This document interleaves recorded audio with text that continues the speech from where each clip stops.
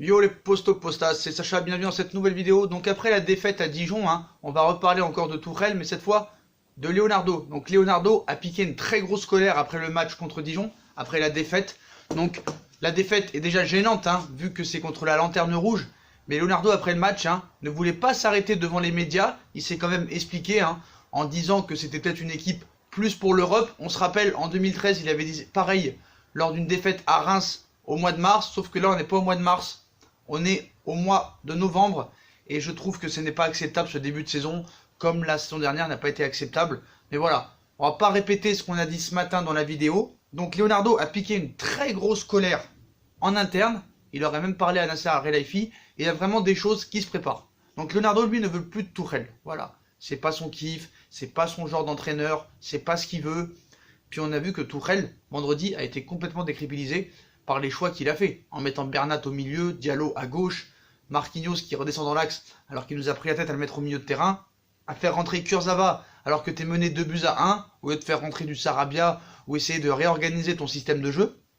Donc il a piqué une colère en interne, donc on va vous lire l'article un petit peu, les coulisses, qu'est-ce qui s'est passé, qu'est-ce qui se prépare, parce qu'il y a vraiment des choses qui se préparent. Je pense qu'il finira pas l'hiver si ça continue comme ça.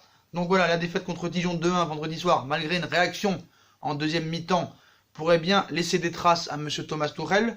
Alors qu'il fuit les micros des journalistes, le directeur sportif du PSG, Leonardo, n'a pas apprécié ce revers et a piqué une grosse colère en interne avec notamment Thomas Tuchel dans son viseur, dans ses jumelles, dans sa ligne de mire. Voilà. Il a qu'une envie, c'est qu'il se casse. Faut dire la vérité, faut dire les choses telles qu'elles sont. Donc voilà. Donc habitué à s'exprimer devant la presse quand certaines choses ne vont pas, Leonardo a pris la parole. Voilà. Il n'a pas pris la parole vraiment sur ce qui va se passer, mais il a pris la parole un petit peu pendant une minute. Il a juste dit voilà, que c'était une équipe plus faite pour l'Europe. Mais il a piqué une grosse colère. Et mais pour autant, le Brésilien sait se faire entendre en interne et a piqué une colère noire après la défaite contre Dijon, la lanterne rouge du championnat. Le Brésilien ne comprend pas l'attitude des joueurs, notamment en première mi-temps, où les hommes de Thomas Tuchel ont été nonchalants et se sont fait punir en encaissant un but juste avant la mi-temps et à l'entrée de la deuxième mi-temps, obligeant l'équipe à courir après le score. Donc le patron du PSG n'a pas non plus apprécié certains choix de Thomas Tuchel, où plusieurs joueurs ne jouaient pas à leur poste, compliquant ainsi les automatismes. Une autre chose n'est pas passée pour le nouveau patron du PSG, sachant que Nasser Al-Khelaifi a pris du recul complètement maintenant.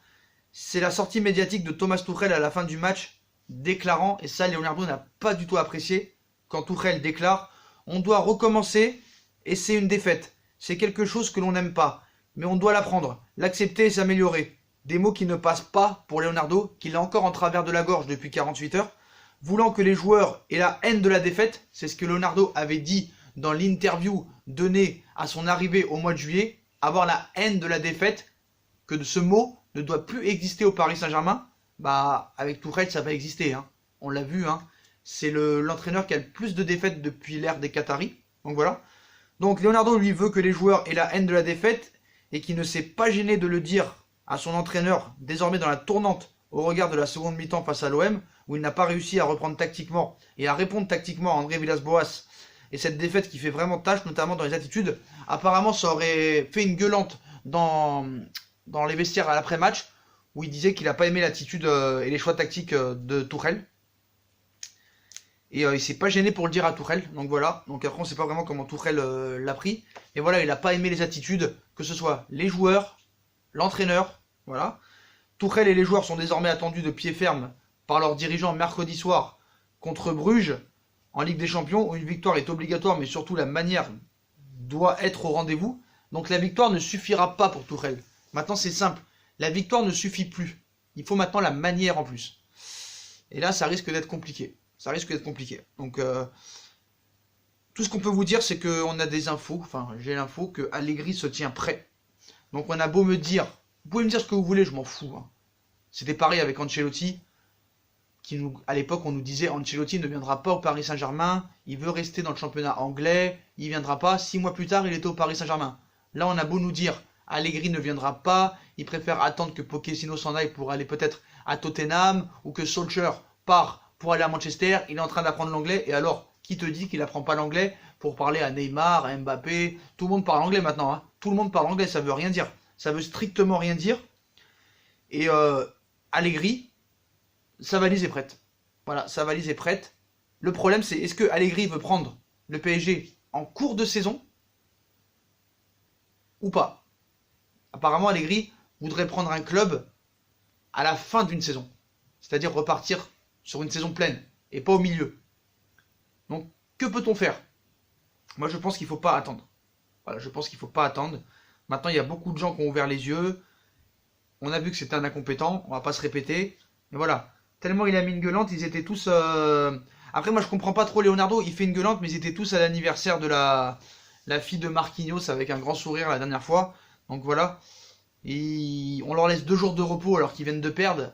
Donc à un moment, l'autorité, moi, je la comprends pas trop. Je la comprends pas trop. 2 jours de repos. Donc l'objectif est de gagner à la fin de la saison, c'est vrai. Mais surtout de faire un parcours honorable en Ligue des Champions. Et c'est ce qu'a précisé Leonardo. Voilà. Mais aussi, il a dit qu'il y avait des choses à régler. Donc ces choses à régler, c'est quoi? C'était de régler l'autorité, l'institution, et enfin de devenir un club respectable. Mais quand il dit qu'il y a des choses à régler, il parle de Tuchel. De toute façon, Thomas Tuchel, c'est sa dernière année, ça on le sait très bien, que ça se passe bien ou pas.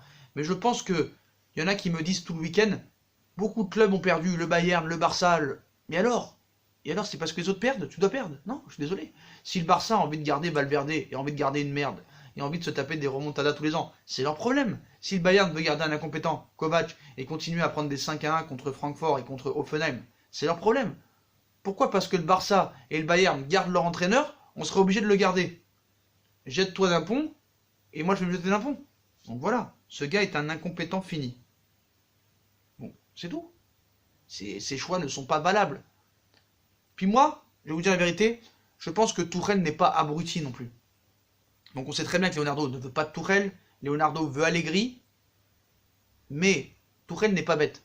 Tuchel sait que c'est sa dernière année quoi qu'il en soit. Il le sait très bien. Sauf que Tuchel, qu'est-ce qu'il fait? Il commence à penser à son avenir. Et le gars, il peut se dire, je peux faire comme Unai Emery, partir dans un autre club aussi bon que le PSG. Donc le mec, peut-être qu'il veut se placer, peut-être que l'année prochaine, il veut finir au FC Barcelone, au Bayern de Munich, allez savoir. C'est tout à fait possible. Faut se rappeler qu'à un moment donné, le Bayern était sur Tuchel. On sait que Valverde, normalement, cette saison, c'est sa dernière aussi, il pourrait se placer au Barça. Moi, tant mieux, je leur donne avec plaisir. Mais voilà, est-ce que Thomas Tuchel ne fait pas tout pour se faire virer? D'ailleurs, les joueurs n'ont pas du tout apprécié ce qu'il a dit après le match contre Marseille. Par contre, là, pour une fois, Tuchel, il avait raison. C'est là que tu vois que même les joueurs ne respectent pas leur entraîneur. Parce que Tuchel, moi ce qui est marrant avec Tuchel, c'est que le gars il gagne 4-0 contre Marseille. Première mi-temps exceptionnelle. Deuxième mi-temps, rien, ils ont complètement arrêté de jouer. Le mec se plaint en disant qu'il n'a pas du tout aimé la deuxième mi-temps, qu'ils auraient dû encore continuer à jouer, à faire du jeu, à donner du rythme, à donner de l'intensité. Là je suis d'accord. Et là je défends Tuchel sur ce propos-là. Alors pourquoi tu n'as pas le même discours après une défaite contre la Lanterne Rouge? C'est ça que je comprends pas.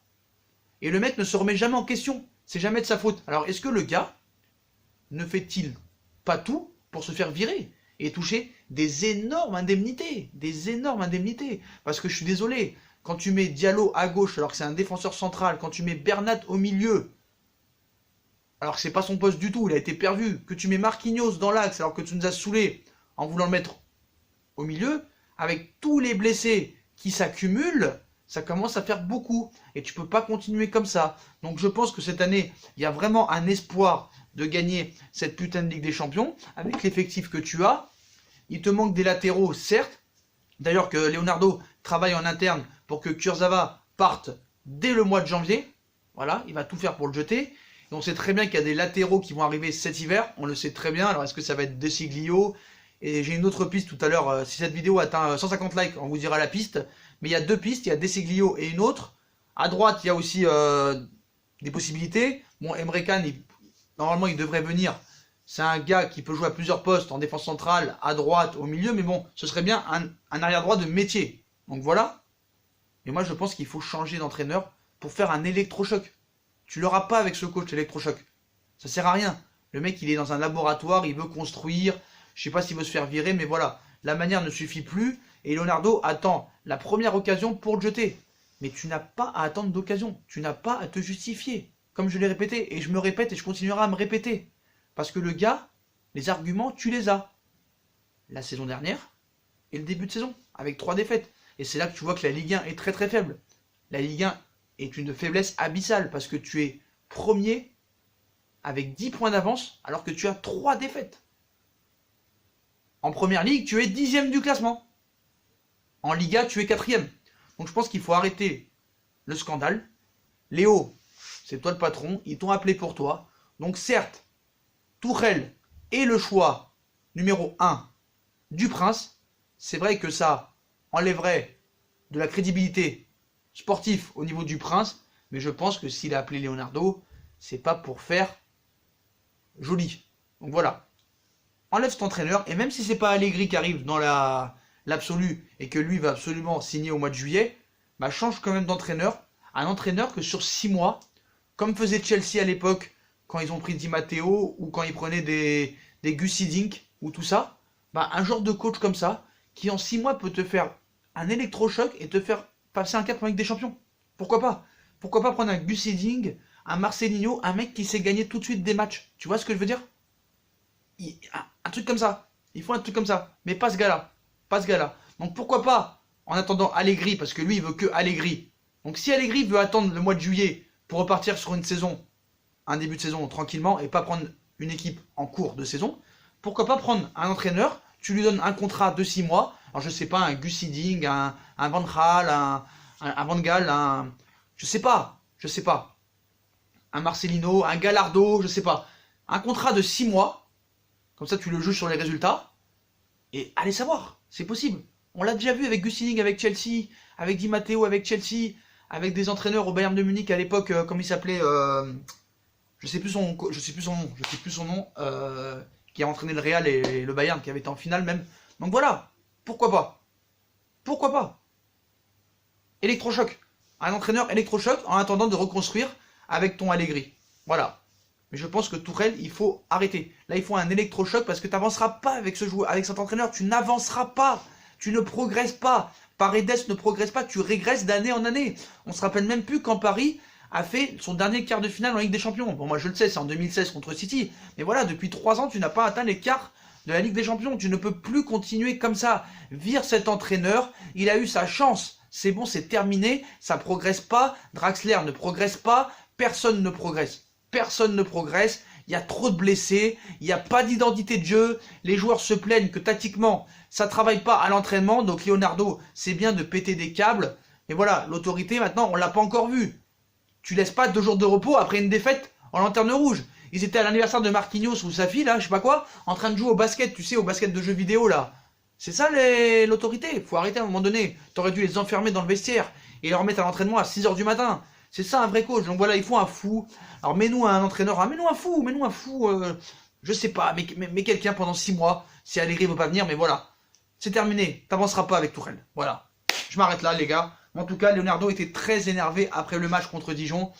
Et pour ceux qui disent qu'il s'est pas arrêté devant le journaliste, si, il s'est arrêté devant le journaliste. D'ailleurs, on a fait une vidéo sur les conférences de presse d'après-match de Marquinhos, de Tuchel et de Leonardo, donc voilà. Stop à l'incompétence, prenons des risques. Et mettons un entraîneur qui puisse mettre à ses joueurs un électrochoc. Et je pense que si tu récupères tout le monde, l'électrochoc peut passer avec un coach genre Gus Hiddink, tout ça et tout quoi. Des joueurs comme ça. J'ai pas dit qu'il fallait amener lui, mais des joueurs comme ça quoi, qui ont l'expérience des matchs de Ligue des Champions, tout ça. Lui il a aucune expérience, il a rien, il sait rien faire, il a pas de CV. C'est une feuille blanche. Voilà le CV de Tuchel. Voilà le CV de Tuchel. Voilà. On me l'a envoyé. C'est le CV. Il n'y a rien. Voilà. Voilà les postos. Donc on va arrêter là pour cette vidéo. Donc Leonardo pique sa colère. Tuchel est sur la sellette. Le match contre Bruges mercredi, la victoire ne garantit en rien son avenir. Si c'est une victoire 1-0 pourrie au niveau du jeu, il peut peut-être partir. Et si vraiment il y a déconvenu, je pense qu'il quittera le Paris Saint-Germain dès le lendemain. Donc voilà les postos, comme d'habitude, si on a kiffé la vidéo, on like, on partage, on s'abonne. Dites-moi en commentaire ce que vous pensez de cette gueulante de Leonardo après le match, de ce qu'il veut faire, de l'idée que j'ai donnée pour l'entraîneur des 6 mois, en attendant Allegri. Puis comme d'habitude, on nous suit sur Twitter, Facebook, Instagram, Snapchat. Et on nous suit sur Utip en regardant les pubs gratuitement, ou en faisant un petit don, ou sur Paypal. Puis moi, les potos, je vous souhaite une bonne soirée. Et à plus tard dans une nouvelle vidéo. Si on atteint les 150 likes, une petite info mercato. intéressantes peut-être. Tchuss!